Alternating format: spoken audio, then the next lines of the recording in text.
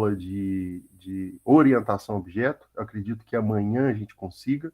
Então, não falte a aula de amanhã. Você que está escutando o vídeo aí, que não participa da aula, não deixe de faltar para você tirar suas dúvidas, falar aqui com a gente na aula, é importante, tá?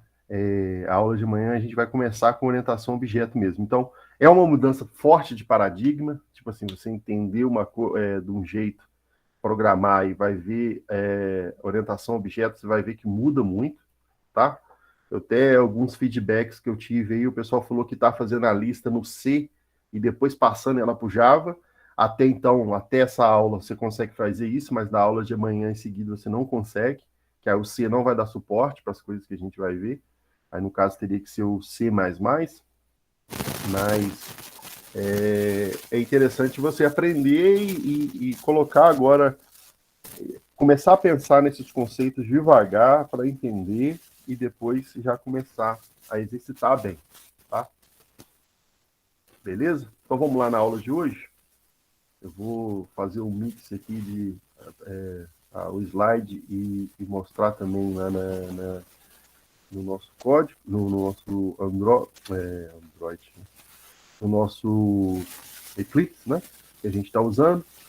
Se você está com o seu Eclipse fechado aí, abre para a gente fazer junto aqui algumas coisas, tá? E, gente, ó, espaço reservado para vocês. Tire dúvidas. Não fique com dúvida, não. Se você não entendeu alguma coisa, se você não conseguiu compreender, pergunte. Aqui é o espaço para vocês.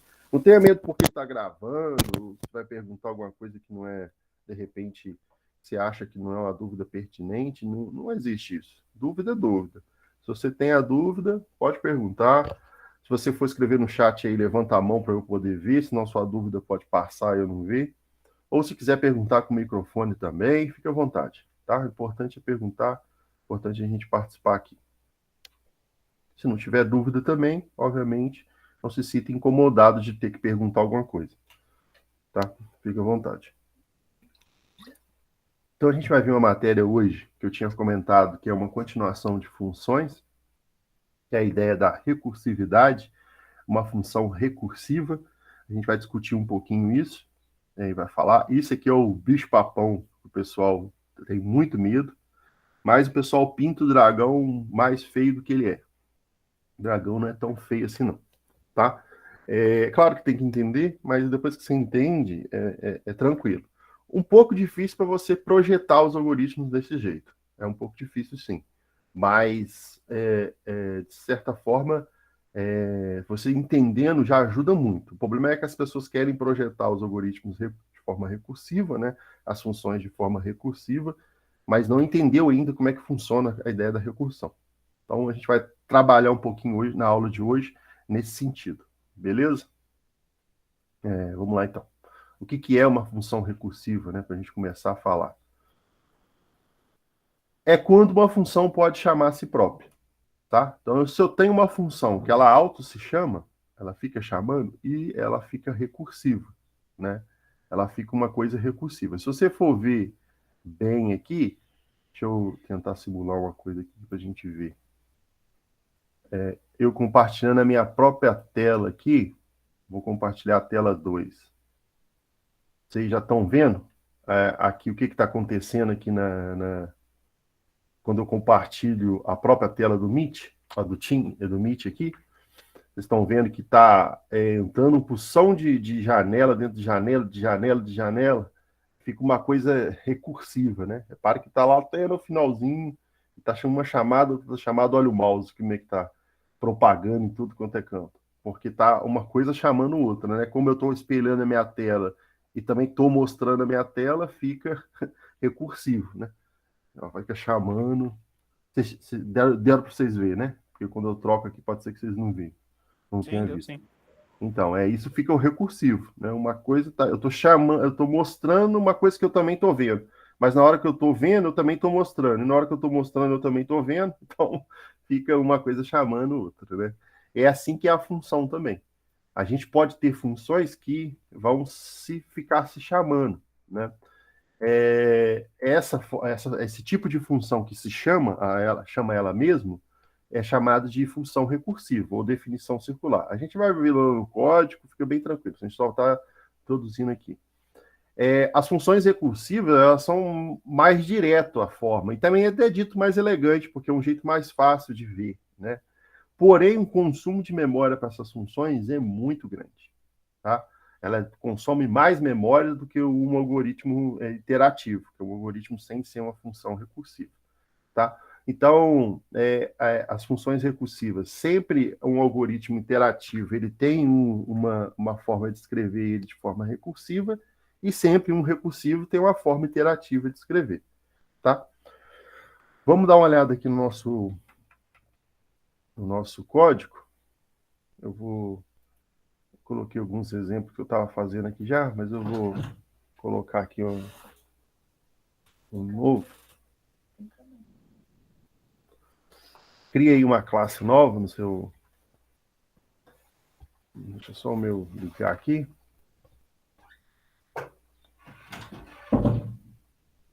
Nossa, esse Eclipse também já está... Só um minutinho, gente. Deixa eu voltar aqui o Eclipse. Tá, enquanto não volta... Enquanto ele não volta ali... Já voltou. Vou criar uma classe aqui nova.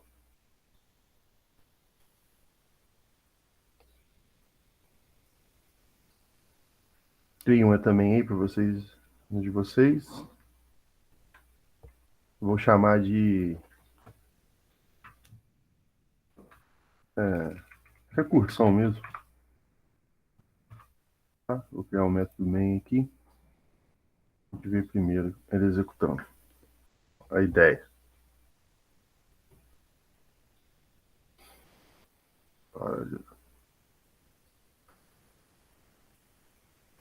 O Eclipse é bem pesado para ficar compartilhando tela e executando ele.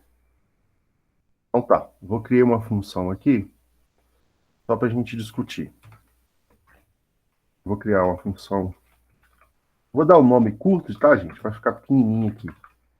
Lembrando que a gente é bom ter nomes que identificam cada coisa, né?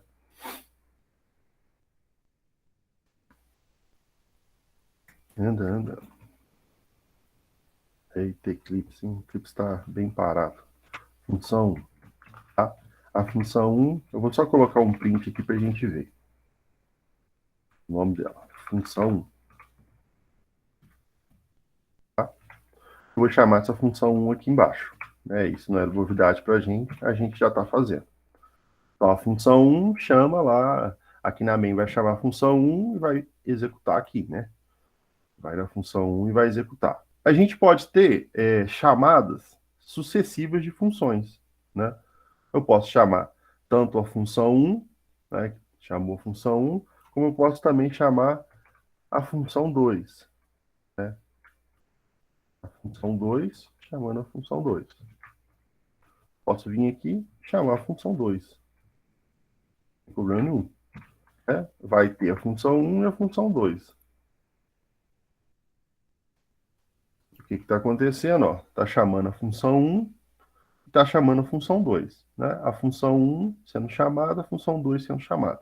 Mas eu posso ter um pouco diferente isso. Em vez de eu chamar a função 2 aqui, eu posso chamar ela aqui, a partir da 1. Ó, tá?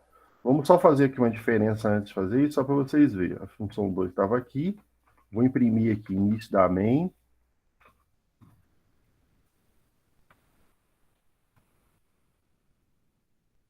Eu vou colocar isso aqui, fim main. A gente vê executando.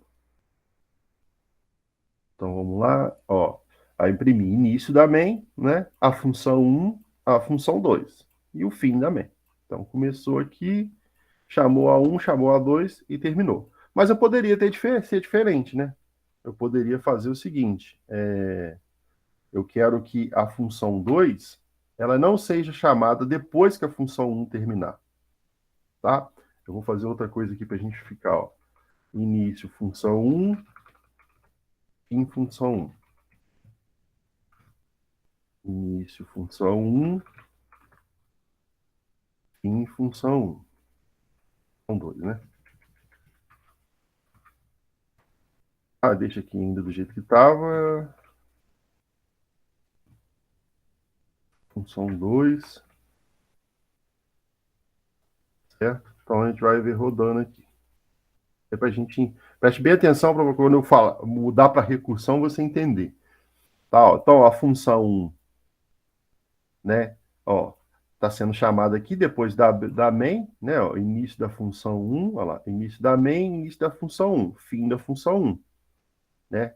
Executou isso, acabou a função 1 na pilha de execução, né? Então a função 1 acabou, não tem mais nada para executar, volta aqui para main e chamou a 2. Aí a 2 imprimiu a função 2 e fim função 2, né? Eu chamei da partida main a função 1 e a função 2, mas posso fazer assim, ó. Eu posso chamar da função 1, eu também aqui chamar a função 2. Isso, quando eu quero que aconteça isso, é quando eu quiser mudar a ordem disso aqui, né? A ordem que está aqui, ó, início 1 da main, função 1, terminou a 1. Início da 2, terminou a 2, terminou a main, né? Mas quando eu quero que uma coisa seja chamada enquanto eu estou chamando uma função, eu faço a chamada aqui na própria função. A função 1 está chamando a função 2, né? Ó, início da main, a função 1. Na hora que iniciou a 1, olha lá, iniciou a 1, agora chamou a 2, veio para cá. Repare que o fim da função 1 ainda não imprimiu. Que hora que ele imprimiu? Ó, quando terminou de chamar, de executar a função 2. Então, a função 1 iniciou, chamou a 2, a 1, na verdade, ficou esperando. Como que o programa sabe que ele tem que voltar para cá? Né? Isso é uma coisa importante. Como que ele sabe que ele tem que voltar para cá? Deixa eu tentar desenhar para vocês verem aqui para ficar melhor. Deixa eu colocar aqui um novo slide. Vou tentar desenhar aqui para a gente entender. Tem que entender essa primeira parte, que é muito simples, mas na hora que ficar recursivo, você entender. Ó, o que está acontecendo ali? A gente tem a main, que a gente chamou, né? Ela chamou a função 1, vou chamar de F1, e o F1 chamou o F2. F2. Só que o que aconteceu? Ó, repare que é como funciona uma pilha. O que é uma pilha? Vocês vão ver em estrutura de dados futuramente. Pilha é uma estrutura de dados que você sempre coloca no topo. Pensa na pilha de pratos. Ó, pensa que cada coisa dessa aqui é uma pilha de pratos. Fui lá, coloquei o prato em cima da mesa. Aí vim com outro prato e coloquei em cima desse. Vim com outro prato e coloquei em cima desse. Se eu sou um cara esperto e não quiser derrubar todos os pratos, eu não vou tirar esse nem esse, eu vou tirar o que está em cima, né? Então, se eu quiser tirar até o último, até o main, eu tiro esse prato, tiro esse prato, tiro esse prato, né? Aqui no programa funciona a mesma coisa, ele tem uma pilha de execução, tá? E dentro dessa pilha de execução, ele tem um identificador que sabe onde que parou quando uma função é chamada. Então, eu estou aqui na main. Repare que a função 1, ó, ela chama dentro da função 2. Mas quando acaba a função 2, ela volta onde que estava na 1. Então, na verdade, aqui eu tenho associado um identificador, que é um apontador ali do programa, né, que me fala onde que parou, onde que o programa parou. Chamar de identificador de código. Tá? Cada função que eu chamar, ela vai ter um identificador, que vai saber, ó, onde que eu estava na hora que uma função foi chamada. Onde que eu estava aqui? Eu estava aqui, ó, executando a função 6, aí veio a chamada da função 7, da função 2 aqui na linha 7. Vai começar a chamar a função 2, executou. Na hora que a função 2 parar, para onde que vai? Na onde que estava executando antes. Era essa linha aqui que estava executando. Então, a próxima é essa aqui. Na hora que essa linha aqui acabar de executar, para onde que vai? Para onde que estava executando, que é essa linha aqui. Então, a próxima é essa aqui para executar. Então, cada função ela tem um identificador de programa que sabe aonde que parou quando a gente tem sucessivas chamadas. Eu poderia ter a função 3 aqui também, ó, da mesma forma, a função 3, que é chamada a partir da 2. Então, aqui tem a 3, ó, função 3, início, fim da função 3, e quando eu, aqui eu vou chamar a função 3. Ele está chamando. Ó. Então, olha o que está acontecendo aqui. A gente tem a chamada da função main, chamou a 1, chamou a 2 chamou a 3. Quando a gente executar, a gente vai ver que a 1 está esperando e a main está esperando. Ó. A main iniciou, chamou a função 1 chamou a 2 chamou a 3 acabou de executar, não chamou ninguém. Aí o que aconteceu? Ela saiu da pilha, era como se fosse assim, ó. Como se fosse aqui, ó. Vamos fazer aqui a main chamou a função 1, que a função 1 chamou a função 2 e está esperando ainda, através do identificador de código, sabe onde que está. A função 2 chamou a função 3, que através do identificador também sabe onde que parou, e ele vai ficar esperando. Enquanto não terminar a função 3, ele não pode voltar para a função 2, certo? Não pode voltar. Por quê? Porque ele justamente está esperando a função 3 acabar. E repare que ele acaba aqui, ó, quando não tem mais nada para fazer na função 3. Aí volta imprimir onde que parou no fim da 2, que é imprime aqui, quando chamou a 3, e volta, acabou a 2, volta a imprimir a F1 quando chamou a 2. E também acabou de imprimir a F1, volta para a main. Então é como se fosse uma pilha mesmo. Eu tenho a main chamou F1, está esperando. Chamou F2, né? Aqui na main também tem a mesma ideia de um identificador que sabe onde que estava o código. Então ele vai voltar aonde que estava. Da main chamou F1, F2, F3. F3 não tem mais nada para executar, já executou tudo que acabou, sai da memória. Ela vai sair da memória e vai voltar no identificador onde que estava no F2. Aí vai voltar no identificador, o identificador mostrou onde que é, a F2 acabou de executar, sai da memória. A última era o F1, sabe onde que estava, né? O identificador. Tira o F1 da memória quando ele acabar, né? E volta para a main, não, onde que estava o identificador, tira, acabou a main, sai a main da memória, o programa morreu, acabou de executar tudo.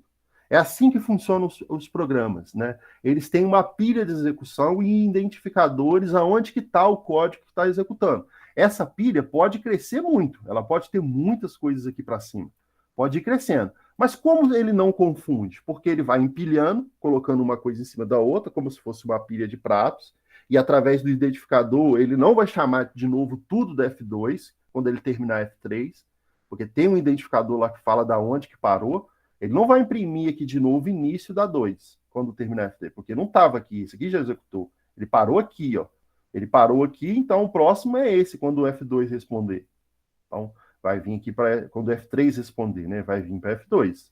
E assim sucessivamente. Então, a pilha vai ampliando na medida que você vai chamando. Onde que está chamando? Onde que está fazendo essa pilha? Aqui, ó.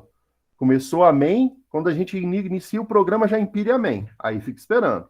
Primeira instrução, executou, empilhou F1. F1 executou isso, empilhou F2. F2 executou isso, empilhou F3. F3 executou isso, executou isso, não tem mais nada para imprimir. Quando não tem nada para mais imprimir, é o retorna, aquele retorno que a gente faz. Como ela não retorna nada, sai da pilha, já executou o F3. Então vai ser o seguinte, F3 que está na pilha, sai, volta para F2. F2, tem mais alguma coisa para executar? Tem, isso aqui. Então faz o que tem para fazer e retorna. O retorno, né, é o sai da pilha. Então tira F2 da pilha. Aí volta para o F1, parou aqui, executa o F1, não tem nada para retornar, não, retorna vazio, né? Aqui sai da pilha. Sai da pilha, volta para a main tem alguma coisa para fazer? Tem, ela tem retorno? Tem, é vazio, não é nada, é void também. Então, tira a main do programa e o programa morre. Então, o programa nasce, começa a empilhar, pilha, e executa as coisas. Ele pode, no processo também, começar a empilhar e começar a desempilhar também. Ele pode empilhar o F2, tirar o F2, colocar o F2 de novo, tirar o F2. Ele pode ficar empilhando e desempilhando. Mas o ciclo de vida dele é empilhar tudo que tiver que empilhar e desempilhar e morrer. e aí acabar a execução, né? Mas essas sucessivas chamadas são pilhas de execuções com um identificador, tá? Deu para entender? Que uma função está sendo chamada a outra função? Sim, então ele sempre vai começar a chamar do primeiro para o último, e para ele começar a processar, ele começa do último para o primeiro. Isso. Não, ele vai processando à medida que tem coisa para processar, né? Tem isso aqui para processar, ele já processou. Se isso aqui fosse um if aqui dentro, ele ia fazer esse if, né?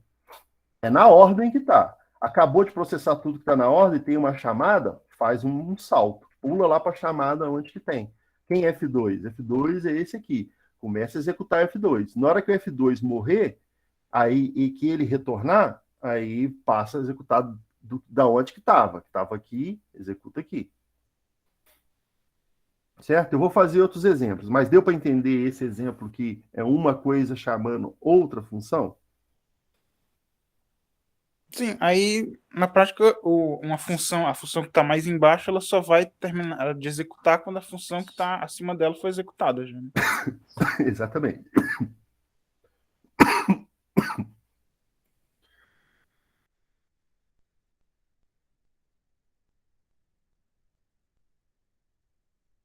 Desculpa, gente, acabei engasgando aqui.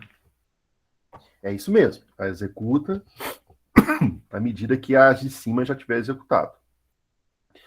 É importante entender essa pilha aqui, ó, de execução, porque é isso que vai fazer vocês entenderem lá a função recursiva. A ideia é essa, né? Empilha, empilha, empilha, acaba de executar, desempilha, desempilha, vai desempilhando um por um. Né? Na hora que acaba de executar, ele acaba de desempilhar. Tá? Vamos fazer uma modificação aqui nesse código. Tá? Eu vou chamar a função 1. A minha função 1, ela não vai ser mais void, ela vai ser inteiro, para a gente ver executando. Tá? Só que a minha função 1 vai imprimir lá o início da função 1 e vai fazer o seguinte, vai retornar, vou tirar isso aqui, vai retornar a função 2. A função 2, para ela retornar a função 2, ela precisa do inteiro. Aqui também vai ser um inteiro. A função 2 vai vir e vai retornar a função 3. Bom, vamos me acompanhando aí o raciocínio, tá? Agora eu estou retornando outra função. Posso fazer isso? Claro, eu em tudo inteiro. Eu vou retornar a função 3. Certo? Então eu preciso de um retorno aqui quando eu coloco lá que vai retornar um inteiro, né? Retornar a função 3. Vamos entender o que está acontecendo? Tá tranquilo ainda, igual a gente estava antes, né? Ó, fazendo. Vou tirar os espaços que vai ficar melhor para vocês verem. Ó. Então eu tenho a função 1 sendo chamada, vai imprimir isso, vai retornar a 2. Mas como é que a função 1 retorna a função 2? Ó, veja bem, quando chamar 1 e ela acabar de executar, ela precisa chamar uma outra para poder ter o valor para ela retornar. Ela tem que retornar um inteiro, mas ela não sabe qual é o inteiro que ela precisa retornar. Ó. Ela tem que retornar o inteiro. Onde que está o inteiro que ela sabe que ela precisa retornar? Na função 2. A função 2 também ainda não sabe qual que é o inteiro. Não sabe qual que é o inteiro. Ela vai chamar a função 3. A função 3 tem ou que retornar alguma coisa ou chamar outra coisa. Vamos fazer o que ela retorna. Ó, retornou 0. Só para a gente entender o que está acontecendo. Então, a função 1 precisa retornar um inteiro, porque ó, o compromisso dela é retornar um inteiro. Ela não sabe qual é o inteiro, ela precisa chamar a função 2. A função 2 também tem que retornar o inteiro. Por isso que a função 1 pode retornar ela. Porque ó, eu tenho que retornar o inteiro, onde que está o inteiro? Da função 2. Só que a função 2 não sabe qual que é o inteiro. Ela precisa chamar o 3. Ou ela tem que retornar o inteiro, a função 3 retorna o inteiro, então o contrato tá bonitinho. É que a gente falou na última aula. A gente combinou falar em português, aí se um falar em português de um lado, o outro vai entender do outro. É a mesma coisa aqui, ó. Eu estou retornando um inteiro. Onde que está o meu inteiro? Na função que também retorna um inteiro. Então, eu posso retornar ela. Só que eu estou só passando para frente o compromisso de saber onde que está esse inteiro. Alguém tem que falar onde que está esse inteiro alguma hora. Senão, o negócio não dá certo, né? Ó, F1 chamou F2, que retorna o inteiro. O F2 chamou F3. O F3 chamou quem? Ele retornou o zero. Quando o F3 retornar o zero, ele vai retornar para quem? O F2 que chamou ele, não vai? Ó. Vai retornar o que aqui? O que vai vir aqui? Zero. Zero. Vai ser como se fizesse isso aqui, ó. Retornar aqui zero. Tá? Quando estiver executando. O F2 retorna o F3. Quem que chamou o F2? F1. F1. O que vai vir aqui? Zero também. Zero também. E aqui vai vir o quê? O Zero. F1 retorna o quê? Aqui vai vir o quê? Vai retornar zero. Zero também. Vamos voltar de novo se alguém não entendeu. Eu quero chegar lá na recursão, né? A gente ainda não está lá na recursão, mas a gente precisa entender esses retornos aí antes. Ó, vamos fazer aqui. Vamos voltar. Ó, F1 chama F2. Tá? F2 chama F3. F3 retorna zero. Tá? Então, o que está acontecendo aqui na nossa pilha? A main precisa imprimir um inteiro. Ó, está imprimindo. Ela quer imprimir uma resposta. Ela chamou F1. F1 chamou F2, mas está esperando o retorno para retornar para main. Então, eu vou colocar a setinha aqui, ó, assim para vocês entenderem. Se não entender, me pergunta. Ó, vai vir para cá, vai retornar para esse. Ele vai retornar um inteiro aqui para ele imprimir um inteiro. Só que o F1, para retornar para cá, main, ele precisa chamar o F2. Então, a chamada vai ser assim, ó. A setinha para cima, tá? Deixa eu jogar a setinha aqui para cima. Como é que inverte esse troço aqui? Opa, tem do outro lado, não? Formas. É bom que a gente faz diferente aqui, né? Para ficar fácil de vocês entenderem. Vou colocar outro símbolo aqui. Esse aqui tá chamando esse. Ó, o main tá chamando o F1, que o F1 precisou chamar o F2. O F1 precisou chamar o F2. Quando o F2 chamar o F2, ele vai retornar alguma coisa para main. Ele vai retornar aqui para main. Porque ele justamente a main está precisando do endereço dele, né, da resposta dele. E aqui o F3 também foi chamado a partir de F2. O F2 também chamou o F3. E o F3 também tem que retornar alguma coisa para main. Então, repare que teve uma cadeia de um chamando o outro aí, mas no final deu tudo certo, chegou lá o zero no final. Aqui sabe que a resposta é zero, então nessa chamada vai vir zero para cá e esse vai sair da pilha, essa chamada não tem mais, retornou zero para cá, o F2. O F2 pegou o zero e passou para o F1, então essa chamada também saiu, esse aqui retornou F0 para cá. O zero que estava aqui no F1 saiu e retornou para main o zero. E ficou zero lá no final. Ó, vamos ver executando.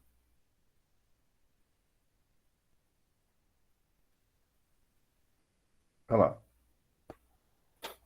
Pode falar, Arthur. Ô, João, professor, se você chamar F2 na F1 e F2 chamar F1, fica em loop? Fica. Vai ficar em loop. O programa vai parar. Por quê? Porque ele vai ficar chamando, um chamando o outro, um chamando o outro, outro chamando um, e não para, né? O que ele está falando, ó, é F1 chamar F2 e o F2 chamar F1, né? Então, o que vai ficar acontecendo aqui? Ó, o que ele vai ficar acontecendo? E é uma coisa que tem que evitar. Ó, o F2 chamou F1, F1 chamou F2, F2 chamou F1, F1 chamou F2, e assim vai ficar crescendo o programa toda a vida. F2 chamou F1. Ele vai ficar até a vida parar? Não. Por quê? Porque toda vez que tem uma chamada de recursão, ele gasta memória. Então, tem um tanto de memória que ele deixa para poder gastar.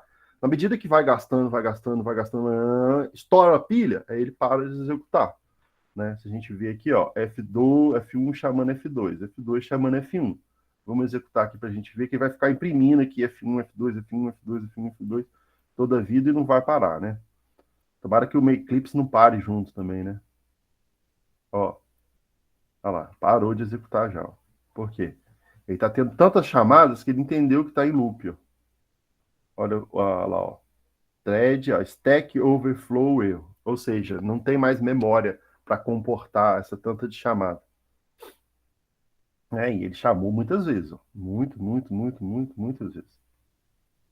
Certo? Então, vai sendo sucessivas chamadas. Se você montar uma chamadas assim que esteja em loop, aí o seu programa não responde. Por quê? Precisa do número mesmo para retornar e terminar. Mas só que o número nunca encontra. O F1 fica chamando F2, F1 toda a vida e não encontra. Né? Então ele fica em loop. Mas vamos voltar aqui para a gente entender isso aqui, para todo mundo entender. Então vamos lá, de novo. Ó. F1 chamou quem? Vamos seguir, ó. Só apertar Ctrl e clicar com o mouse que vai lá onde que chamou. F1. F1 chamou quem? F2. Por quê? Porque ele está esperando um retorno, para ele retornar, ele está esperando o resultado de F2. Isso aqui seria a mesma coisa se a gente fizesse assim, né? Ó. Int número é igual a F2. Dá a mesma coisa, né, gente? E aqui eu retornando o número. Está esperando a resposta para retornar. Ó. Funciona eu colocar F2 direto aqui, porque vem um número, vem um inteiro, né? E a função retorna um inteiro, então eu posso fazer isso aqui direto. A gente faz isso para economizar aí uma declaração de variável à toa, né? Mas é a mesma coisa. O F2 chamou o F3, que também não tem resposta ainda, ó, vai lá no F3. Aí o F3 tem resposta? Tem, ó, eu sei retornar. Se retornar o zero. Aí o zero passa para cá, o 2 retorna 0 que vem para cá, o 1 retorna 0 que vem para cá. Aí a função ficou 0. Ó, vamos rodar aqui. Início main. Teve as chamadas, ó, início da função 1. Vamos seguir aqui, ó. Chamou a função 1, imprimiu isso, não tem resposta, chamou a 2, imprimiu 2 aqui, né? Não tem resposta ainda, chamou a 3 imprimiu em início 3, e agora começou a desempilhar. Aí o 0 vai vir para cá, que o 0 vai vir para cá, que o 0 vai vir para cá. Então, no final, o programa vai fazer é, naquela sucessiva chamada, vai colocar o valor 0 aqui, para ser impresso na tela. Todo mundo entendeu? Bonitinho? Se alguém Então, quiser na prática, perguntar. aí, nesse caso, o retorno de F1 vai depender do retorno de F2, que depende do retorno de F3, que no caso é zero. Isso. Exatamente. Aí chega aqui em F3 tem um valor, né? Aí o valor que está precisando retorna para os que estão esperando antes e dá tudo certo, tá? Só para a gente entender um pouquinho mais, vou mudar um negócio aqui. Eu vou passar aqui um número. Passar um número aqui 0, por exemplo. Aqui, na F1, eu vou receber esse número. Eu vou dar um número mais. Tá? A F2, eu vou passar esse número. Aqui eu vou receber esse número.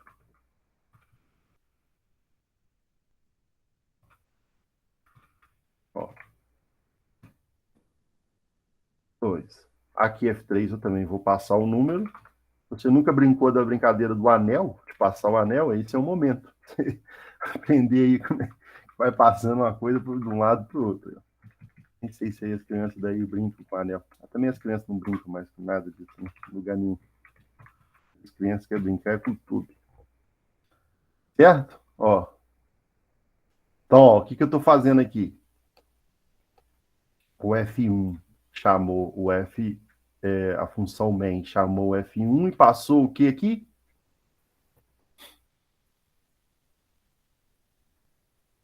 Passou o quê?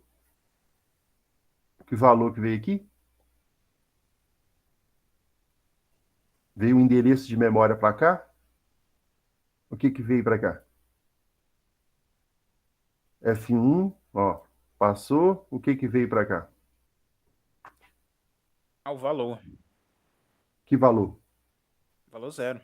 Valor zero, né? Isso tem que ser entendido. Aqui a passagem é por valor, não é um referência, não é um endereço de memória, né? O endereço de memória é só quando for array em Java, né? Array e objetos. Vai ver aí. Aí o endereço de memória. Você pode passar que vai vir o endereço de memória. Aqui vem o valor mesmo, o valor, o número 10, o número 0, o número 20, o número que passar aqui, no caso 0. Então o número 0 passou para cá, aqui ficou 1, né? 1 veio para cá, aqui veio que valor para cá? Veio 1. Veio 1, né? Porque está passando 1, olha. Passou 1 para cá, aí aqui deu 1 mais, que vai ficar 2, o 2 passou para cá, né? E aqui vai retornar o quê? Não vai retornar 0, não, vai retornar o próprio número. Aí, mas pode fazer isso, número, só retornando número? Tá só retornando número, mas ele está mudando de valor à medida que ele vai passando de uma função para outra, ó. Ele veio 0, aqui ele ficou 1. Aí aqui ele ficou mais 1. Ficou 2 agora. Aqui ficou mais 1, 3. Aí retorna 3. A resposta que esse aqui está esperando, quanto que vai vir para cá? A resposta.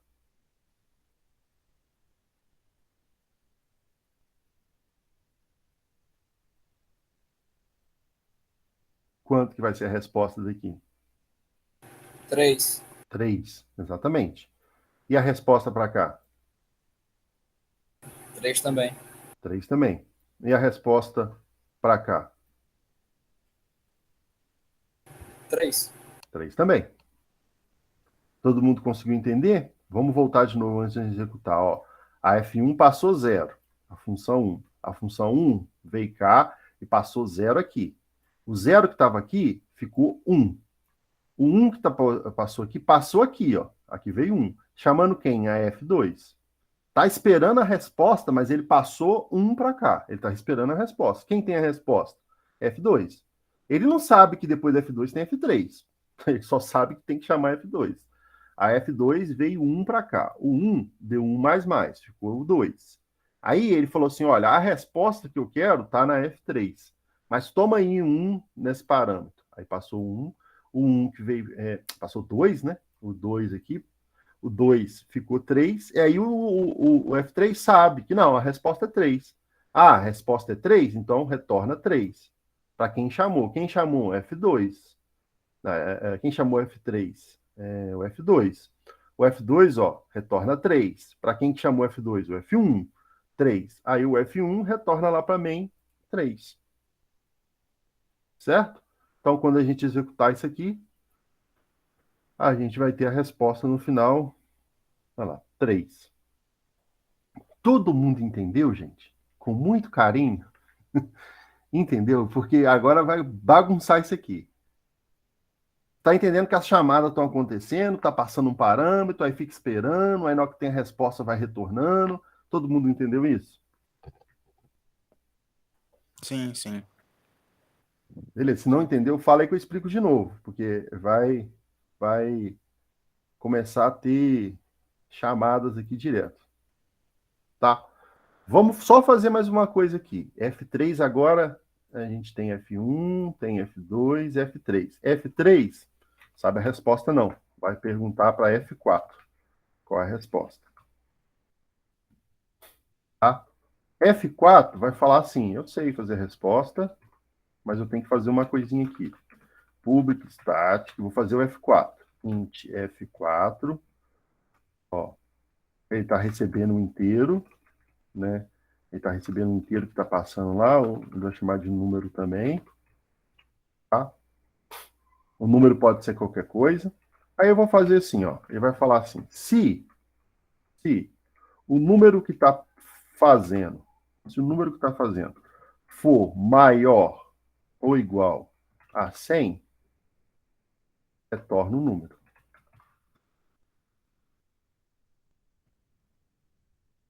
Se o número for igual a 100, retorna o número, tá? Então, ele vai retornar o número quando? Nesse caso que a gente fez até agora. quando o número for... Exatamente, maior ou igual a 100. Vozes do além diz que é maior ou igual a 100. Então, ele retorna o número igual a 100. Aí o F4 falou, pô, o contrato não está estabelecido. E se o número não for maior ou igual a 100, retorna o quê? Por isso que ele está falando aqui, ó. Tem que ter o retorno. Você tem que saber retornar quando o número for... Beleza. Quando o número não for maior ou igual a 100, ele vai falar o seguinte. Não sei resolver. Vou fazer número mais e vou chamar quem? Vou retornar a minha função, a função 1. Olha que lenha que a gente está arrumando aqui. Vou passar para quem aqui para a função 1. Se o meu troço aqui deixar escrever.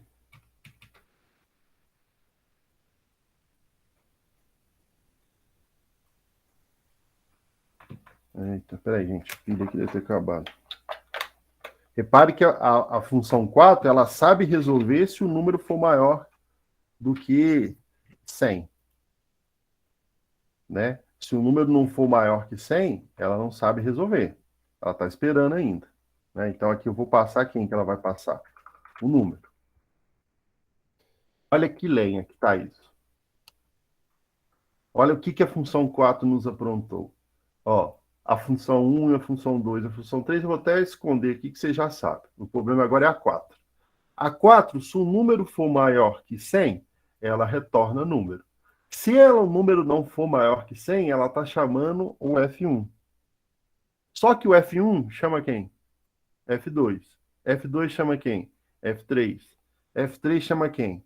F4. O F4 chama quem? Chama o 1 se ele não souber resolver, e se ele souber, ele vai chamar o 100. Ele vai retornar 100. Uma pergunta. Esse algoritmo aí está em loop infinito ou não? Não, ele vai repetir até satisfazer essa condição do if. Até satisfazer a condição do if. Mas não está chamando uma coisa, chamando outra, chamando outra, chamando outra, chamando outra toda a vida? Vamos colocar menos aqui para a gente ver, ó. Vou printar aqui também F4.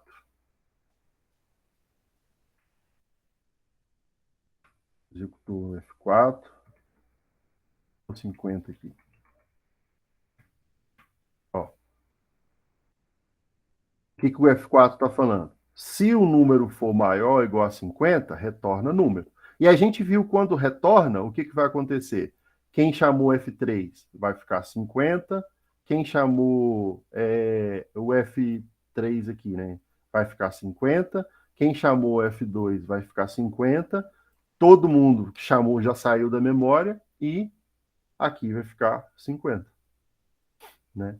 O que acontece é, eu consegui estabelecer uma condição de parada, que é esse cara aqui. A hora que isso tudo para, essas sucessivas chamadas aí param, ó.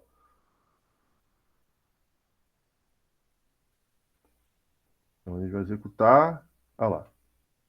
No caso ele colocou 51, né, por causa do mais aqui dele.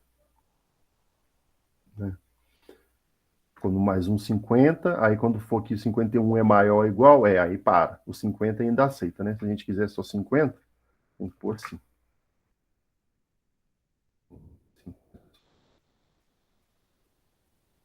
Opa, 50.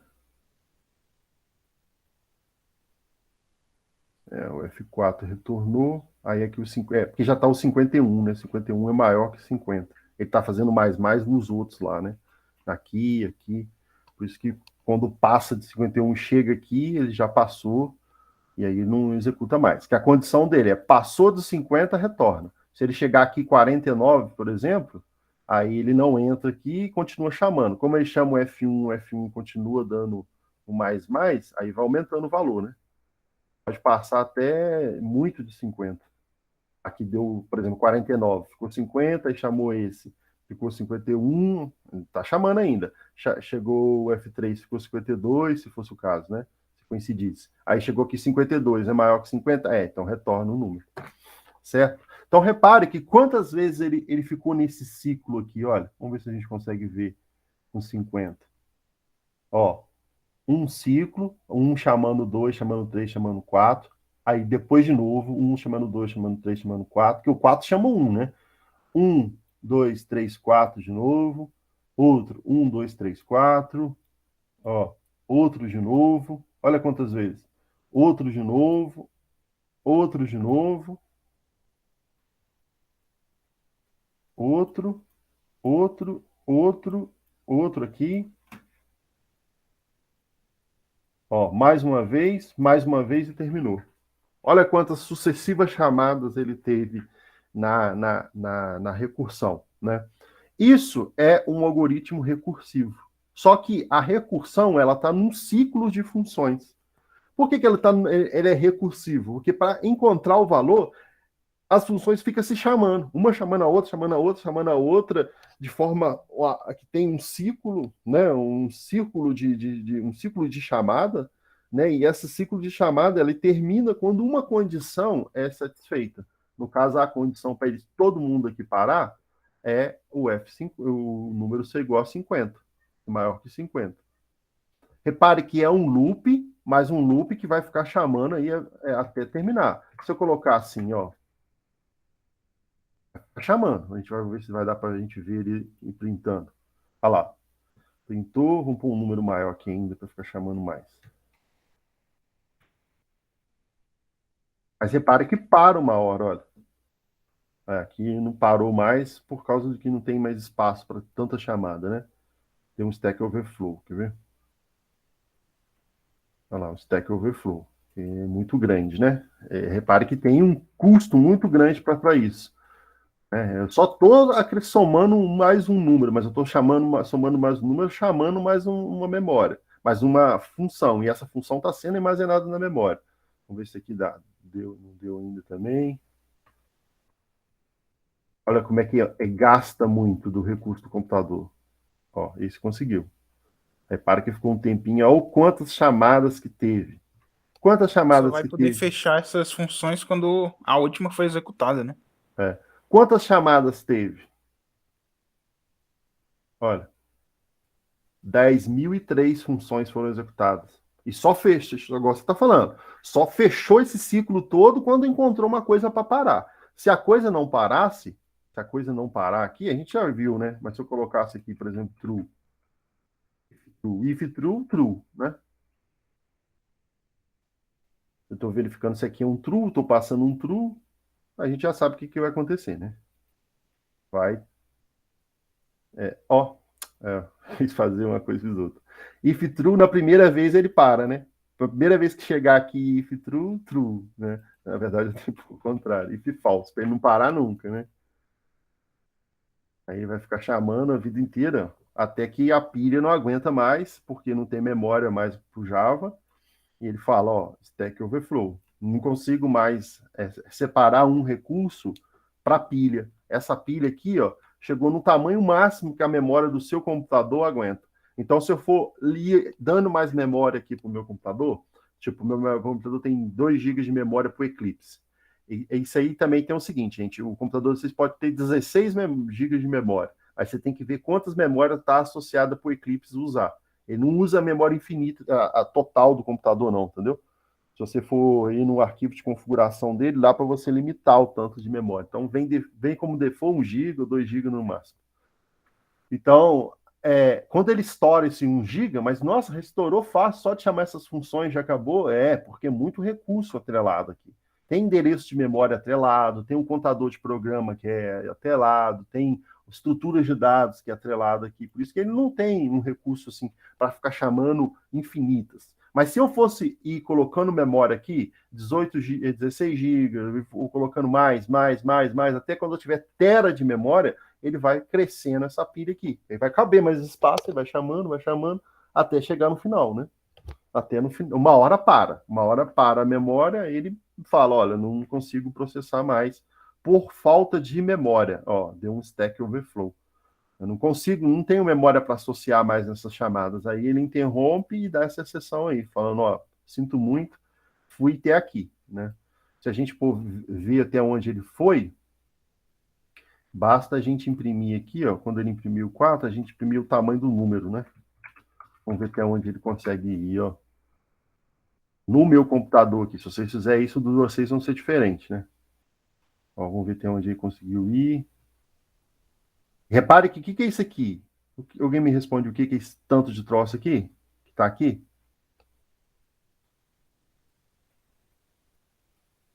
Esse tamanho dessas coisas aqui é igual ao tamanho do que ele começa a imprimir lá em cima? Sim ou não?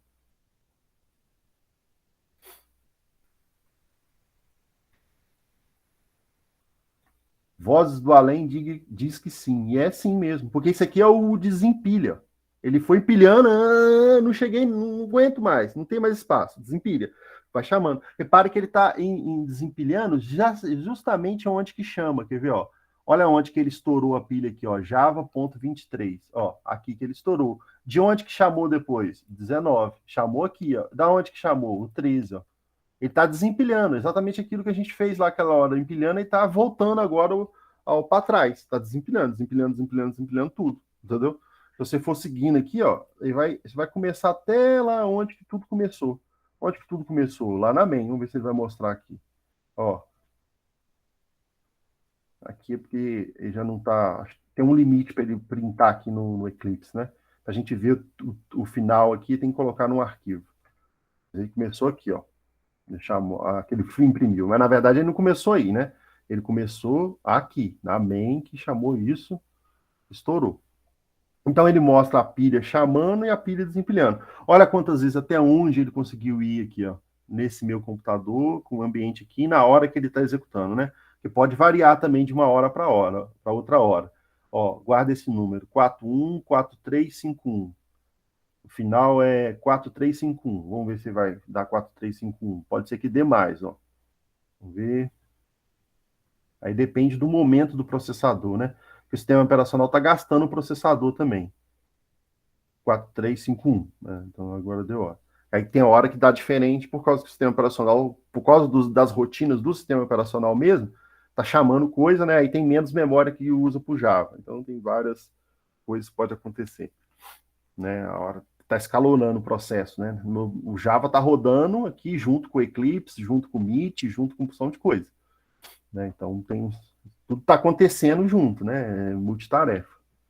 Ele não está só rodando isso, senão eu não conseguia rodar o programa e falar aqui com vocês na videochamada, né? Tá tudo junto. Mas repare que, ó, estourou aqui, não aguentou mais. Quando estourou aqui, né, tinha da função 1, a função 2, a função 3, que também estava chamando. Então chamou isso aqui tudo, e aí, quando teve mais uma chamada, não aguentou, aí ele não tinha mais espaço e ele estourou.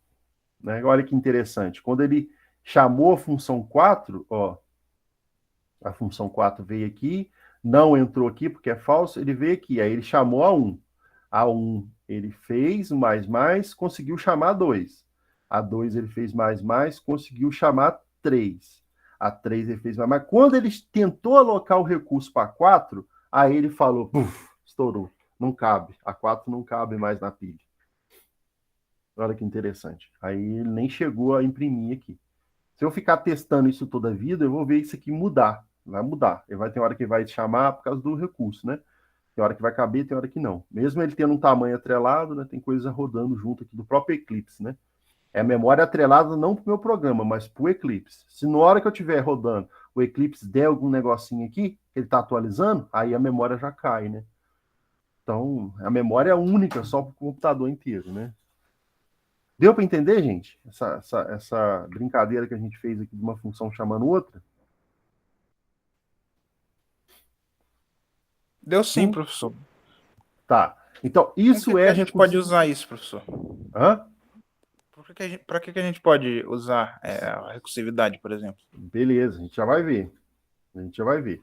Só vamos fazer uma modificação aqui, ó. Vamos falar que essa função 4 é exatamente igual, mas eu vou mudar um trocinho aqui nela. Vou falar F final. Tem o F1, F2, F3, F4, tem o F final. O que o F final vai fazer? Ó, se o número que eu estou passando for maior do que...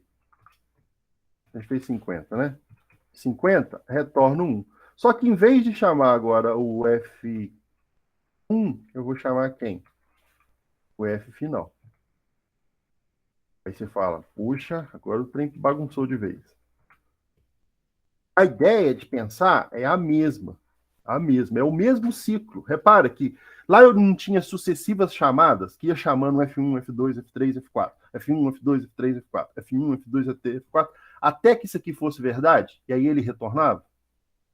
Agora, de vez de chamar aquele tanto de gente lá para cima, eu estou chamando ele mesmo. Ele está chamando. F1 entrou aqui, passou que número? Zero. Né? Zero é maior que 50? Não. Então não retorna nada, dá o mais e chama de novo ele de novo. Só que agora ele vai passar 1. Veio aqui 1. 1 é maior que 50? Não, não retorna nada. 1 mais 1, 2 chama ele de novo, passando 2. E assim vai ficar chamando, final, vai ficar chamando ele, até que a condição de parada seja verdadeira e ele possa retornar. Vamos chamar F final aqui, ó. Chamo F final. Chamo F final e vou colocar aqui as vezes que está imprimindo, ó. Função final. E vamos imprimir aqui o. É a mesma coisa que a gente estava fazendo, não mudou nada. Só que de vez de chamar um ciclo inteiro de. Opa, função final não. O número. Em vez de eu chamar um ciclo de funções, uma chamando a outra, chamando, agora eu tô. Uma função está chamando ela mesma. Mas como pode uma função chamar ela mesma? Não tem problema nenhum, hein? Da mesma forma que a gente chama um ciclo que a gente estava fazendo, ó, F1, F2, F1, F2, ela pode ficar se chamando até que. Opa, até que tal coisa seja verdade, ó. Que deu o nome de F1, né? Mas lá é F final. Ela pode ficar chamando. E aí funciona a mesma coisa que a gente estava vendo antes. Essa chama essa, que essa chama essa, que essa chama essa. Ela é a mesma função, mas ela tem recurso de memória diferente. Então, para a gente é a mesma função, mas para o computador não. É endereço de memória diferente. Aqui ela tem tudo que aquele grupo lá tinha, identificador, tem recursos do HD associado, tem recursos de memória, pilha de execução, são as coisas associadas. Mas ela tem o mesmo nome, só o mesmo nome, mas para o computador é endereços de memória diferentes. E o fato de ter mesmo nome não confunde ele, não, porque toda vez que ele chama, ele dá um endereço de memória. A gente viu lá que uma hora quebra, né? E não tem mais recurso para associar, mas ele está associando para a mesma função. A função está associando. Na hora que chegar a resposta, se a resposta chegar enquanto ele tiver recurso, beleza, e ele volta desempilhando. Aí vai desempilhar, por quê? A resposta vai descer, esse vai trazer para esse, até que chegar no final. Né? Mas funciona a mesma coisa do que a gente estava fazendo antes. Ó. Vou chamar a função aqui passando 0. Olha lá. O 51. Né? Ó. Quando foi 51, saiu, né? Se a gente quiser ir até antes, pode colocar aqui dentro o print, né? Deixa aí fora mesmo. Ó, repara que ele foi chamando. Chamou com do 0, aí com 1, 2. Ele ficou se chamando. Agora não chamou nada daqueles troços lá para cima que a gente tinha. Da F1, F2. Não foi um ciclo em funções. Foi um ciclo de uma função só. Um ciclo que ficou se chamando a própria função. Cada vez que ela se chama, é um endereço de memória diferente. Um endereço de memória diferente. Ela pode ter o mesmo nome, mas não tem problema, é um endereço de memória diferente. O computador sabe, o compilador sabe resolver isso, né? E enquanto ele deixa chamar, enquanto ele tem recurso. Quando ele não tem recurso, ele vai. Enquanto ele tem recurso, ele vai chamando, e quando ele não tiver, ele estoura e fala: olha, não consigo resolver isso, não. Né? Enquanto for aqui, vamos pôr bastante zero aqui. Ó. Aí vai estourar do mesmo jeito que estourou a outra. Ah, aqui menos função ele vai. Não, é a mesma quantidade de função. Mesmo ele sendo um nome igual, dá na mesma daquele outro grupo lá. Só que aquele grupo era funções diferentes. Aqui, ó, Stack Overflow de novo, ó, é a mesma função. Mas ele precisa associar recurso. Quando ele não consegue associar, não tem resposta, aí acabou, sai retornando tudo e morre. Como é que funciona, gente, essa recursão?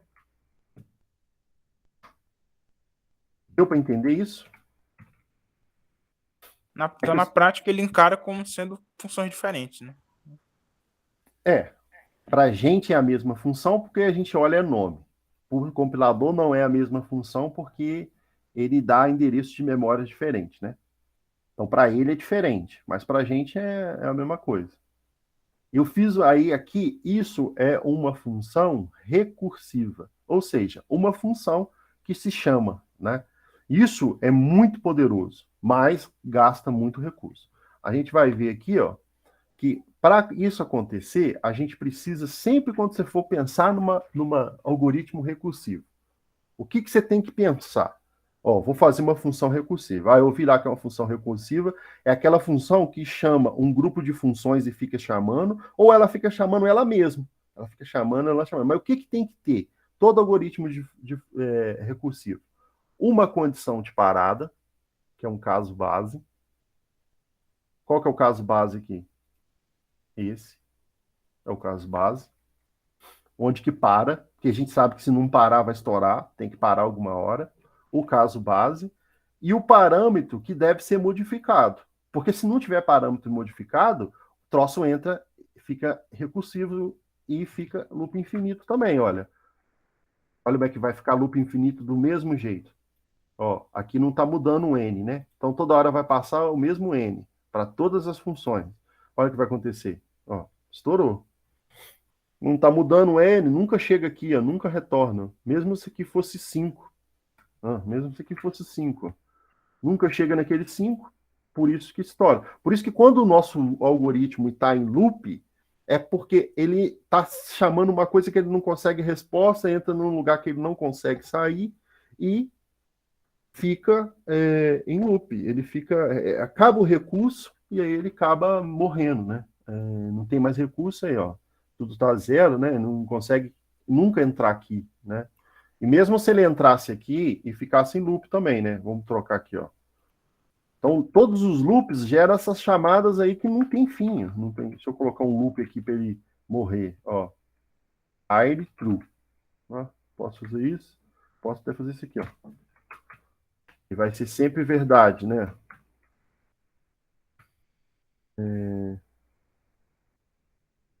Deixou não? Deixou?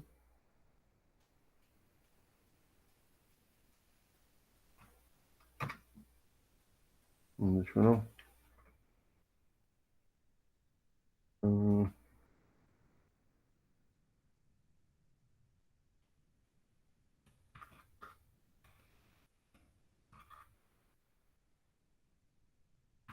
Você vai deixar fazer isso? Não. Enquanto o número for maior que 0, entre aqui. Isso aqui é igual um buraco negro. Entrou aqui, já era, não sai mais não. Ó, vai ficar aqui a vida inteira falando isso aqui, ó.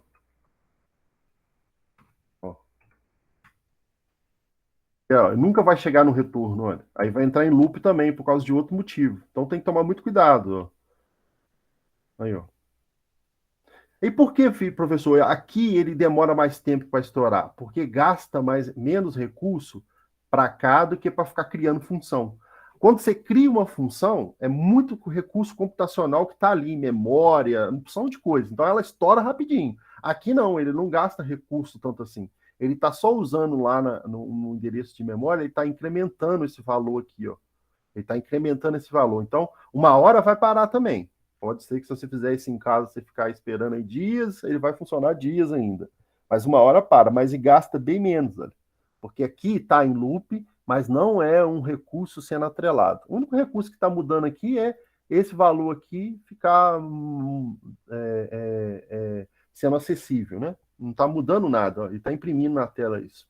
Então, também que ele vai ficar aí, você pode ficar esperando ele parar aí, que ele vai demorar muito para parar, né? Mas lá na recursão a gente viu que para rapidinho, né?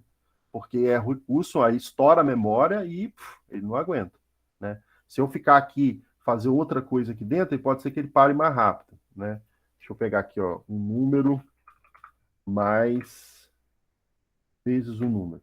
Ó, agora ele vai estourar mais, que vai chegar uma hora que ele não vai ter um espaço para gravar mais um número, né?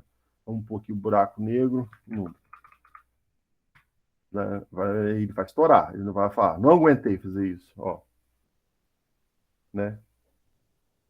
Enquanto o número for maior que zero. Ah, tá. Ah, é aqui que interessante. Colocou o número posição negativa, né? É porque eu estou somando aqui. É interessante. Vou pôr mais aqui para a gente ver se não fazer isso. Zero por zero, né? Também entrou no negativo, né? Então, está somando, aí ficou um número para representar, começou a usar sinal negativo, né? Deixa eu fazer aqui um troço que ele fica um tempão fazendo. Enquanto o número for... Ah, tá. Diferente de... Enquanto o número for diferente de menos um, já vai fazer, vai dar um número maior que menos um, né?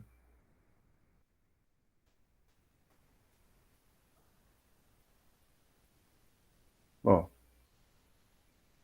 ele está usando recurso para isso aqui, né? Vai estar pegando menos um mais menos um, tá ficando menos um, número negativo grandão aí, né? Tá incrementando o número negativo, mas uma hora ele para. Ele tem recurso aí, não é infinito também não, né? Mas não para tanto quanto fosse a recursão, né? A recursão para rapidinho. A gente viu ali que para porque não cabe e aí ele estoura rapidinho, né? Então ele aqui não fica muito tempo executando, ó, ele já não tem memória para guardar, que gasta muito de memória, tá? Então, beleza, duas coisas básicas que tem que ter: essa condição de parada, tá? Nossa, a aula já está acabando. Essa condição de parada e o incremento, para esse aqui número mudar, né? Se esse número não mudar, ficar chamando o mesmo número, a condição de parada nunca é satisfeita, ele vai entrar em loop do mesmo jeito. Vai ficar a mesma coisa toda a vida executando e vai morrer uma hora, né? Vai.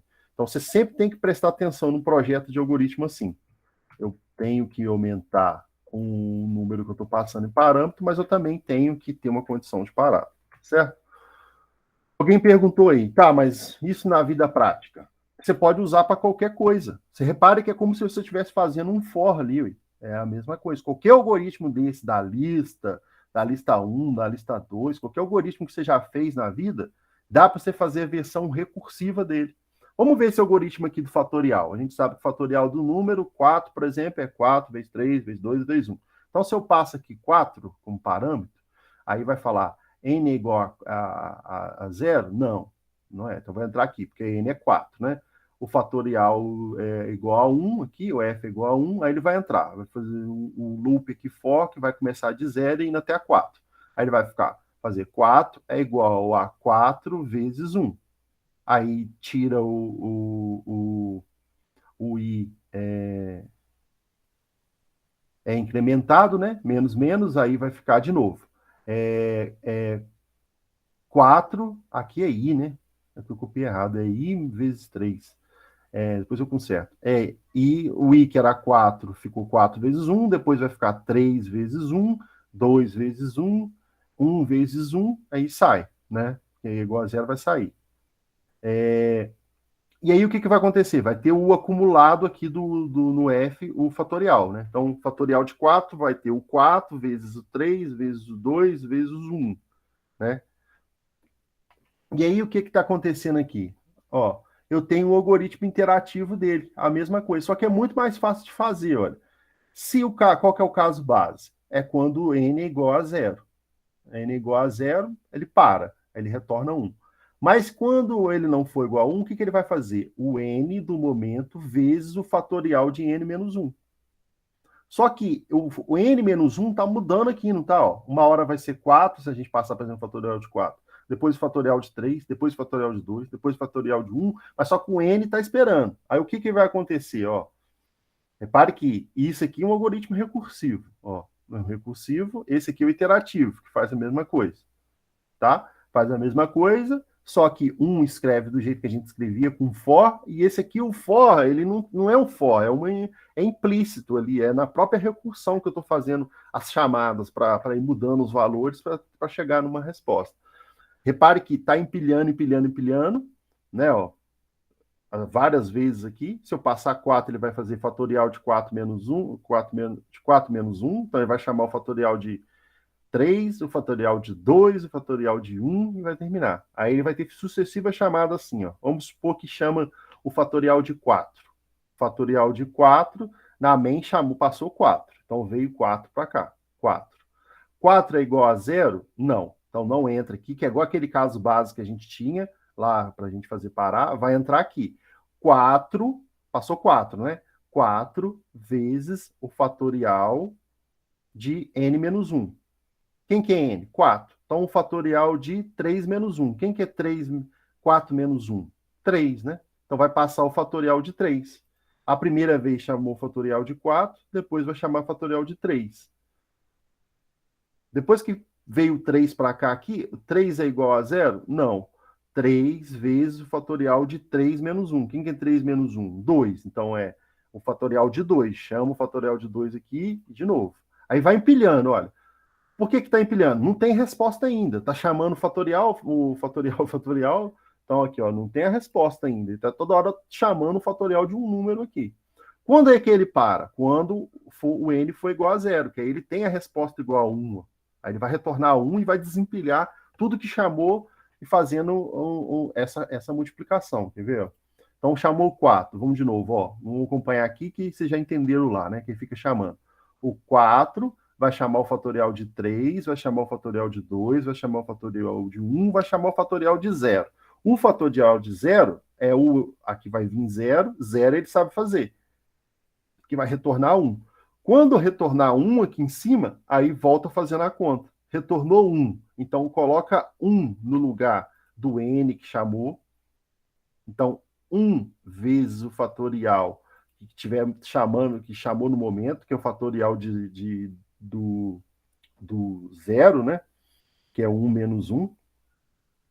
Né? Aqui ficou 1, 1 menos 1. Né? Aqui retornou 1, né? 1 menos 1, 0. Fatorial de 0 é 1. Né? O fatorial de 0 vezes 0 vai dar 0. Então, nessa hora não vai fazer nada. Né? Aqui não vai fazer nada. Aí vai vir para cá. O fatorial, uma hora chamou o fatorial de 1, né? Depois chamou o fatorial de 2, né? Aí vai ficar 2 vezes o fatorial de 2 menos 1. Aqui tem 2 menos 1, que vai dar 1. Então, vai ser o fatorial de 1. O fatorial de 1 ele já consegue fazer, porque 2 vezes o fatorial de 1, ele já tem a resposta antes, que é 1. Ó. Aqui, ó, o fatorial de 1 ele sabe que é 1. Então, 2 vezes 1, 2. Aí ele tem o fatorial do 2. Quando ele chamar o 3, ele precisa do fatorial do 2. Ele tem a resposta do 2, que deu 2, aí vai fazer 3 vezes 2. Aí depois, quando ele chamar 3 vezes 2, 6. O fatorial de 4 é o 6, de 3 é o 6, de 4 é o do anterior vezes o fatorial do que ele tem, né? E assim ele vai fazendo, um fatorial do outro. Vocês conseguiram entender ou não? Quer que eu faça aqui numa pilinha de novo? Vamos fazer aqui na pilinha para vocês entenderem aqui, ó, melhor. É porque a resposta está lá no final, igual a gente fez, né? Vamos fazer aqui, ó, sucessivas chamadas. Igual a gente estava fazendo antes. A gente gasta esse tempinho, mas repare que dá para você usar em qualquer coisa, né? Repare que qualquer algoritmo aí você consegue fazer assim. Só que é mais difícil de pensar, mas é só questão de prática mesmo. Já vi sendo usado com Fibonacci também, professor. Fibonacci também, exatamente. Ó, eu vou chamar de F só, tá? Aqui eu vou chamar de F. É o fatorial. Vamos pôr o algoritmo do fatorial aqui, para a gente ver. Deixa eu ver. A gente fazer pelo menos um na mão, para a gente não confundir. Tá dando para vocês verem aí direitinho, né? Tá sim. Vamos pôr aqui, ó, do lado aqui, apagar isso. Não vai ficar tão grande, não, a gente vai passar um número pequeno aqui. Então, a main chamou aqui fatorial chamou aquela função ali, ó. Vou chamar de f, tá? Mas é o fatorial. Fatorial de f, vamos passar o fatorial de 4, para não ficar tão grande. Chamou o fatorial de 4. Quando chamou o f aqui, passou o fatorial de f, vamos tentar escrever assim, 4. ó. Essa vez aqui, ó. Passou aqui 4. If 4 é igual a 0? Não. Então não chamou isso aqui. O que vai vir de novo aqui, ó? Vai vir o n, vai retornar, né? Vamos pôr assim que eu acho que vai ficar mais fácil da gente ver. Ó, retornar o n. Quem que é n nesse momento? O valor de n. 4. 4, né? É o que está passando aqui, 4. Então, 4, oh, meu pai, 4 vezes, ó, fatorial de quem? De n menos 1. N menos 1. Quem que é n? 4. 4. 4 menos 1, 3. Então, repare que aqui chamou com 4, olha. Aqui chamou com 3. Só que é igual a gente estava fazendo antes, não tem resposta, não sabe qual que, não consegue fazer isso aqui, porque precisa da resposta do 3. Então, vai chamar de novo, passando 3. Então, vai chamou de novo, igual a gente estava fazendo antes, só que agora é a mesma função, só que aqui passou o 3. O 3, aqui vai ficar 3 menos 1, né? Ó. 3, o n vale 3, vezes o fatorial de 3 menos 1. 3 menos 1, 2. Sabe quem que é o fatorial de 2? Tem que chamar de novo. Não dá para responder isso aqui, ó, porque a resposta está no 2. Então, isso aqui vai chamar agora o de 2. Vai chamar o de 2 lá. O 2, veio aqui 2, né? Quando chamou 2. O n é 2. Eu não estou fazendo essa condição porque aqui é só quando o n é igual a 0, né? Está sempre entrando no else aqui. O n 2, 2 é diferente de 0. Então não entra aqui no retorno 1. N é 2. 2 vezes 2 menos 1. 1. Sabe qual que é o fatorial de 1?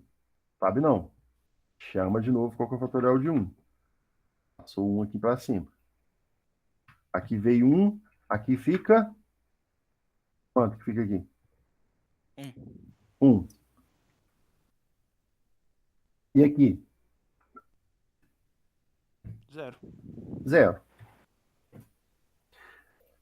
O fatorial de 0 vai precisar ser chamado? Sim ou não? Não, já vai ser 1. Vai precisar ser chamado. Vai precisar. Ele não sabe que é, não. A gente tem que chamar de novo. Quando eu chamar aqui de novo o fatorial de 0, agora vai mudar. Ó. O fatorial de 0 não vai entrar no else, porque 0 é n é igual a 0. 0 é igual a 0, né? Vai passar o n igual a 0. Vai retornar 1. Então, não tem isso aqui. Não tem essa parte de baixo, do n igual ao fatorial. Aqui ele vai colocar exatamente 1. Quando ele colocar 1 aqui, aí é aquela figurinha que a gente estava pondo, o retorno, né? Vamos pôr ela aqui de novo, certo? Ó, aqui ele vai retornar para cá, o 1. Então aqui, ó, o fatorial de 0, ele substitui por quanto? Por 1. Por 1, que é a resposta que ele sabe, que 0 vale 1. Então aqui ele vai retornar para quem chamou ele. O fatorial de 1 é quanto? É 1. É essa conta aqui, ó. 1 vezes 1. 1 vezes 1, 1. Então ele vai colocar 1 aqui. O fatorial de 2, ele vai retornar para quem chamou ele. Quanto que é a resposta do fatorial de 2? É 2. 2. Porque é a resposta dessa multiplicação aqui. 2 vezes 1, 2. Quanto que é o fatorial de 3? Ele vai retornar aqui para baixo, ó. 3 vezes 2, ó. 6. 6. Aí ele vai colocar o 6 aqui. E quanto que é o fatorial de 4? É 6 vezes 4, que é 24. Vai retornar para cá. Só que toda vez que ele fez isso, ele tirou isso aqui da memória, né? Tirou isso da memória, tirou. Por que tirou? Porque já tem a resposta. A gente viu isso acontecendo lá. Aí chegou no final com o fatorial de 4, a resposta lá do 24. E se fosse fatorial de 5? Iria crescer muito mais. Se fosse fatorial de 10, muito mais. Chega uma hora que, fazendo o algoritmo assim, ele não consegue dar resposta também, porque cresce tanto que ele vai precisar fazer tanta chamada que a gente já viu que estoura, né? Que não consegue fazer. Todo mundo entendeu?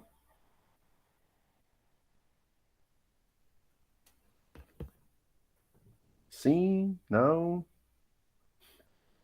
É Sim, difícil? sim. É difícil, mas tem que começar a tentar entender, entendeu? Tipo assim, ó, você ir vendo, ó, eu preciso da condição de parada, eu preciso que o número seja modificado, e eu preciso de uma equação que faz com que a coisa aconteça. Que é exatamente isso que é o algoritmo. Ele tem uma equação aqui, ó. Olha a equação aqui. É n vezes fatorial de n-1. O fatorial do próximo termo é a definição desse. Só você pensar assim. Eu vou deixar para vocês uma lista de exercícios, mesmo tendo ainda uma lista sendo rodando, que é a lista 2, mas essa aqui é a continuação da 2, tá? Que é as funções recursivas. Vamos fazer pelo menos uma aqui na sala, só para ver se vocês entenderam mesmo, tá? Essa aqui, ó, essa primeira questão. Eu vou colocar essa lista tem até agora 7 exercícios, vou dar um tempo maior para fazer, né? Mas eu estou chamando ela de 2.2 porque é funções recursivas. Então, tudo aqui que está aqui embaixo é coisas recursivas que vocês vão fazer, né? É tudo recursivo, tá? Mas vamos fazer essa primeira aqui para ver se todo mundo entendeu. Ó, faça uma função recursiva que gere uma sequência de números de 1 a 50. Certo? Eu estou esperando, vou esperar vocês fazerem esses minutinhos aí, porque pelo menos uma, aí vocês deixam essa lista para ser feita. Vocês podem fazer essa lista depois que fizer a lista 2 mesmo, que é só função, né? Mas aí fica duas partes, né? Uma parte que é função normal, outra parte que é função recursiva. Se você quiser usar para algum exercício lá função recursiva, pode também, né? Tem gente que programa só com função recursiva. Tem gente que faz alguns algoritmos só pensando em recursivo. É uma boa prática? Eu considero que não, porque consome muita memória. Então, se você for pegar esses dois algoritmos, depois você, no final da aula, eu vou consertar aqui, mas depois você roda, você vê o quanto esse aqui, até onde esse aqui vai, e até onde esse aqui vai. Né? Eles vão, o da direita vai conseguir o fatorial de números muito maiores que o da esquerda, porque o da esquerda consome muito, né? O exercício é para ser entregue depois, depois. Eu vou colocar um tempo depois lá. Tá? Então eu vou projetar a lista aí. Tenta fazer isso primeiro, para vocês não terem. Aí a gente pode perguntar alguma coisa que vocês precisarem. Beleza? Eu estou aqui. Se me precisar, só falar.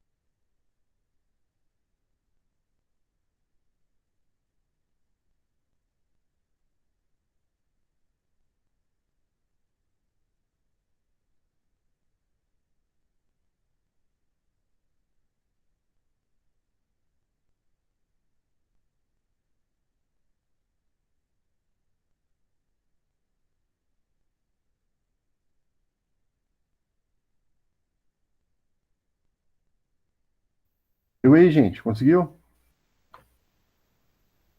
Conseguiram, né? Melhor dizendo. Só a primeira, tá?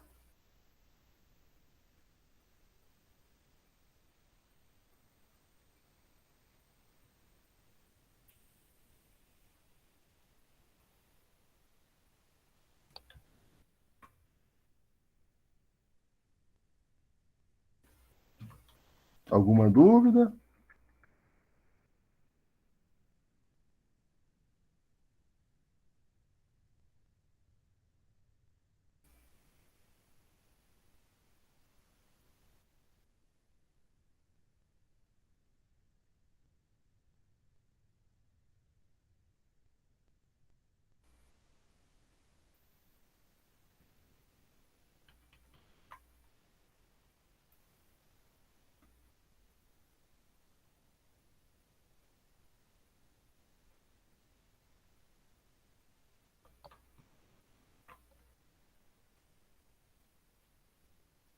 Alguma dúvida, gente? Se não tiver, eu vou deixar aqui para vocês. Depois vocês podem fazer. Vocês estão me escutando, pessoal? Então, Sim, professor. Tá, vou deixar isso aí para vocês fazerem, aí traz as dúvidas para amanhã, né? Tem que pensar um pouquinho para fazer esse exercício, que realmente é diferente mesmo. Mas vou deixar outros exemplos aqui, tá? A questão do Fibonacci, eu tinha falado, né, o número mágico, aí, o número de Deus, que é a proporção áurea, que é encontrado em várias coisas na natureza, dá para poder fazer também, a gente já fez essa lista, é um exercício da lista com ele. Professor, Oi? você pode voltar ali na lista para ver o negócio? Lista. Na terceira questão, dado um número inteiro qualquer menor que 100, a função deverá incrementar o número em uma unidade até que o número seja menor que 100, mas o número já não tem que ser menor que 100. Não, então, se o número que você passa é um número 50, você vai incrementar até que ele fique 100. Se Não, mas passar, se passar 100, não faz nada. é porque aqui você está falando que tem que passar o número menor que 100 Menor que e tem 100. que, e tem que incrementar o número até que ele seja menor do que 100, mas o número que você está Então, pedindo. não, desculpa, igual a 100. Então, obrigado, foi um errinho aqui. Igual a 100. Por exemplo, você passa o número 2, ele é menor que 100, né? E vai incrementar ele até que ele fique igual a 100. Sim, essa parte final que eu não tinha entendido. Não, tá errado mesmo. Obrigado. Certo? Vou deixar a lista para vocês fazerem. Amanhã também, se tiver dúvida, amanhã eu vou entrar em outra matéria, não vou falar mais de repulsão, se alguém não tiver dúvida, né? Alguma dúvida aí, eu vou colocar essa lista depois. Vou só ver se tem mais alguma coisinha escrita errada aí, dar uma acertada aqui na formatação. Eu vou colocar lá. Mas eu vou deixar mais uns exemplos para vocês de Fibonacci, por exemplo, igual esse aqui, ó. F é igual de N1 mais F de N2. Você pode transformar no algoritmo recursivo facilmente, né? Fibonacci de n-1 mais Fibonacci de n-2, certo? É uma forma de algoritmo recursivo, aí vou ter as chamadas deles aqui também. Outra forma é a busca binária, que é uma busca eficiente, que ela, na verdade, ela busca os elementos quando eles estão ordenados dentro do vetor. Então, por exemplo, eu quero ver se o 3 está dentro do vetor. Como é que essa busca funciona? Ela divide o vetor em dois, fala que aqui é a parte do meio, tá? E aí ela fala, ó, o número que eu quero é menor do que o meu meio? Eu quero 2, então eu não preciso olhar para cá, cá, cá, cá. Todos que estão à direita do 7 eu não preciso olhar. Então eu vou olhar aqui, ó. Então eu vou falar que esse é meu início, esse é meu fim, e esse cara aqui é o meu meio. O 2 é menor do que o meu meio? Então o pedacinho da direita eu não preciso olhar, nem esse, nem esse, nem esse. Eu vou chamar esse de início, esse fim, esse aqui de meio. O 2 é menor que o meu meio? Então não preciso olhar para cá. Aí vai chamar esse e de início e fim. Eu vou pegar o meio só tem um, esse. O 2 é igual ao meu meio? O meio é igual ao elemento que eu quero, que é o 2? Então retorna o 2 e fala que ele está. Se um elemento não tivesse, por exemplo, se tivesse o 1, ele ia chegar aqui no final e não ia ter mais, ele ia falar, não existe esse elemento no vetor. E também, se fosse o contrário, né? Se fosse, ele chegasse para cá, tivesse um elemento que fosse maior, ele ia falar que não existe. Igual se tivesse um também entre 32 e 36. Esse é um pouquinho mais difícil o algoritmo, mas eu posso fazer depois para vocês. Ele faz uma recursão também, né? Que sai buscando, e você vai passando pedacinhos, ou o pedacinho da esquerda ou o pedacinho da direita. Aí você vai movendo o início e o fim aqui de forma que você vai pegando esses pedacinhos, né? Depois eu posso fazer para vocês amanhã. Certo? Mas antes de pegar esses mais difíceis, tentem fazer esses daqui da lista que eu coloquei em ordem assim, de um pouco mais fáceis até os mais difíceis. Faça esse. Vai fazendo na ordem aí. Se você não souber algum garrar muito, pule, mas pule de forma que os primeiros já tenham, assim, mais ou menos, você tenha feito, porque senão você vai ficando mais difícil, né? E essa ideia do algoritmo recursivo, gente, você pode usar qualquer algoritmo. Então, se você pegar qualquer coisa que você já fez aí e pensar um algoritmo recursivo, existe um algoritmo recursivo, isso já é provado. Existe para todo algoritmo iterativo, existe o recursivo. Né? Iterativo é o que não tem funções sendo chamadas, igual esse do lado direito aqui, né? E o recursivo é o que fica chamando a si próprio, ou chamando, igual a gente viu no início da aula, o número de funções, né? Então ele vai chamando lá uma função, outra função, volta numa determinada função, fica chamando de novo um grupo. Esses também são recursivos, tá? Isso deve ser evitado, né, em alguns casos, mas tem outro jeito que, em outros casos, é muito mais fácil pensar recursivo, né, que é o que vocês vão ver futuramente, chama os algoritmos de divisão e conquista. A gente só pensa neles recursivo, que é muito mais fácil de entender do que ficar pensando o iterativo, né? E tem hora também que achar um recursivo com um dado algoritmo interativo não é tarefa fácil, mas tem. É só você pensar um pouquinho, se você quiser, que tem uma resposta lá. Sempre você tem que olhar o caso base, que é onde que para, e onde que está o incremento e qual é a sua equação aqui de que ele vai mudar, né? Que vai fazer ficar mudando. Então, só que você tem essa equação. Aqui no fatorial é fácil, né? Porque n é igual vezes n menos 1, né? Então, é fácil de entender. Igual no Fibonacci também. É f de n menos 1 mais f de n menos 2. Mas tem hora que é difícil encontrar essa equação. Mas é muito legal mexer com isso, né? Pena que não tem memória para poder fazer determinados algoritmos, né? Não tem.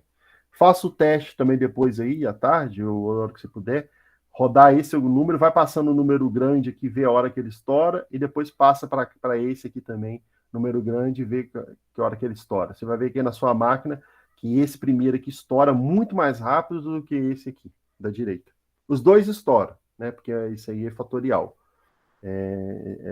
A complexidade é fatorial, né? E aí os dois estouram, mas esse aqui vai estourar muito mais rápido. Estourar é daquela exceção que a gente viu, né? Excesso de memória. Vai dar muito mais rápido para esse aqui do que para esse aqui. Beleza, pessoal? Vou tomar uma água para a próxima aula. Então, até amanhã. Faça esses exercícios. Vocês amanhã não deixem de vir na aula que a gente vai começar a ver as coisas de orientação a objeto. Vou interromper a gravação aqui, gente.